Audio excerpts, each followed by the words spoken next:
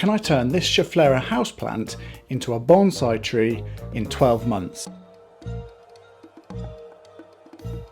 I purchased the Schefflera online and it was random chance that dictated the features or lack of for bonsai. It was a get what you're given kind of arrangement.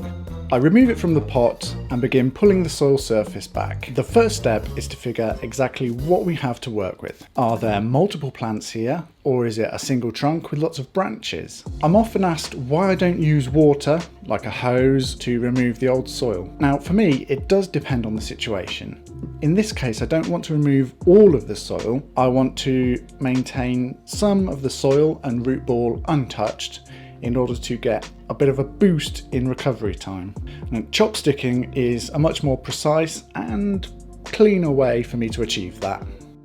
Right, so we've got a single trunk and we've got multiple branches to work with. For the next step, I'm searching for the base of the trunk, which is where hopefully multiple thick roots will emerge from the trunk and give us that spreading base. As I explore, I'm finding several thick roots emerging from the side of the trunk. I'll remove the obvious ones as I go, but some I might leave just in case there's no defining base of the trunk and I need to use them in an artistic way. It's always an exploratory process investigating the trunk and roots hidden by the soil.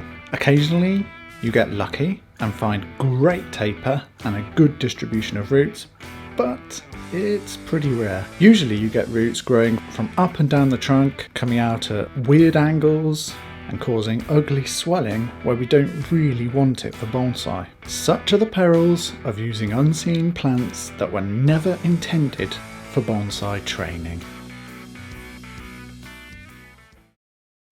I found the base of the trunk now, which is where the majority of the roots emerge at roughly the same level. It helps to give that stable appearance, like the tree belongs in its bonsai container. But there are still these thick roots all up in my face. I can now see the entirety of the trunk and I can start to make some decisions about how I handle these branches.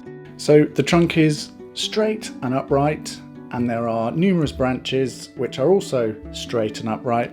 It's a combination that doesn't make for the most inspired raw material. I've had a really good think about this and I'm going to commit to a drastic prune. If I keep the trunk tall and straight, it will always be tall and straight. But if I cut back hard, I'm going to have multiple options in time. Now, I know a lot of folks tend to wince when they see how much I'm removing, but I'm hoping that it'll be worth it in the end. And there's only going to be one way to find out.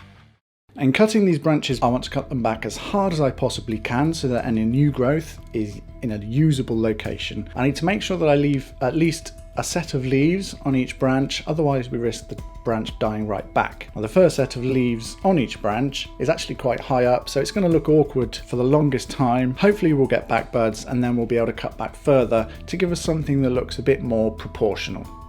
I'm losing the light quite rapidly now, so I'll wrap the roots in a wet towel and come back tomorrow. In the meantime, here's an update of my Dwarf Jade bonsai. I recently restyled it, there's a link at the end of this video, and it's been very happy in my Mars Hydro 5x5 tent. The FC 4800 grow light, also from Mars Hydro, is set at 50% and we're seeing good growth. As the seasons start to change, I'm going to bring all of my pots in, and so I'll need to think about setting up some stands to keep the space organised. I think I will wire the secondaries after all. We'll see. Okay, it's the next day now. It's time to finalise the Schefflera. Now I'm going to address some of these roots.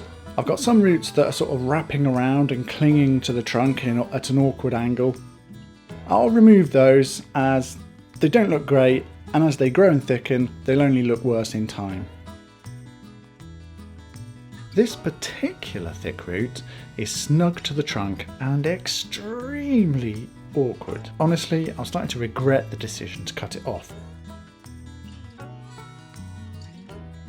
I'll just have to leave a stub and see how the tree reacts.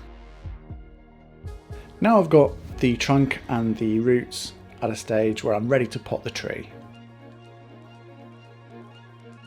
I prepare the root ball by loosening the perimeter of the soil. With some roots free, the tree will establish in the new soil much faster. It also gives me one final chance to prune unwanted circling roots.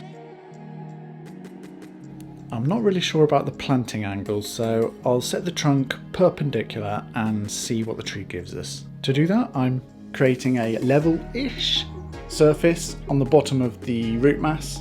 This is going to help me maintain the angle of trunk that I think looks best, at least at this stage.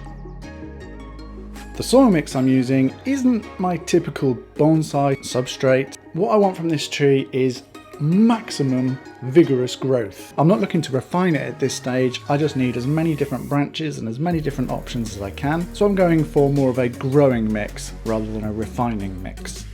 I've thrown in some cocoa coir, worm castings, perlite and molar clay. There's also some 555 organic fertiliser mixed in.